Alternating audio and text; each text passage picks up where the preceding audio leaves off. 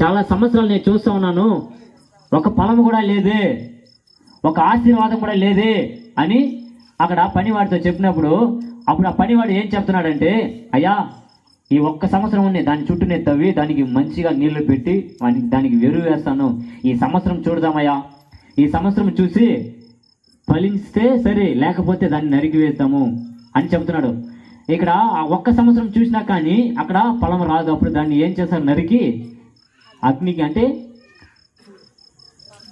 దానికి వేరే విధంగా ఆ చెట్టును యూజ్ చేసుకుంటారు. అగ్నిలో దాన్ని నరికి వేస్తున్నారు. అదే విధంగా మన జీవితం ఏ విధంగా ఉంది? హల్లెలూయా. మనం పైకి మాత్రమే క్రైస్తవులుగా ఉన్నామా? పైకి మాత్రమే భక్తిగా నటిస్తూ జీవిస్తున్నామా? ఆదివారం అయితే ఎక్కడ లేని భక్తి మనకు వచ్చేస్తుంది. ఆదివారం అయితే ఎక్కడ లేని భక్తి వచ్చి మనము చర్చికి వెళ్ళి కూర్చునేసి కొంచెంసేపు, ఒక గంట సేపు 2 గంటల సేపు కూర్చునేసి వచ్చేస్తే పరలోక రాజ్యానికి వెళ్ళిపోతానని ఒక ఆలోచనతో ఉన్నారేమో, అదంతా వ్యర్థము. హల్లెలూయా.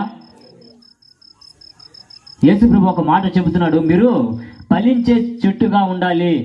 ఫలించే చెట్టుగా ఉన్నట్లయితే అప్పుడు దేవుడు ఈ లోకంలో నిన్ను ఆశీర్వాదకరంగా ఫలింపజేసే చెట్టుగా నిన్ను మారుస్తాడు. ఎప్పుడు మనం దేవుని యందు నిలిచి ఉండాలి. హల్లెలూయా. ఫలమిచ్చే చెట్టుగా మనం ఉండాలి. ఫలమిచ్చే చెట్టు ఏ విధంగా ఉంటుంది? దేవునితో సహవాసం కలిగి ఉంటుంది. మనము ఈ లోకంలో దేవుని యందు ఉన్నట్లయితే దేవుడు ఖచ్చితంగా మనల్ని ఏం చేస్తాడు?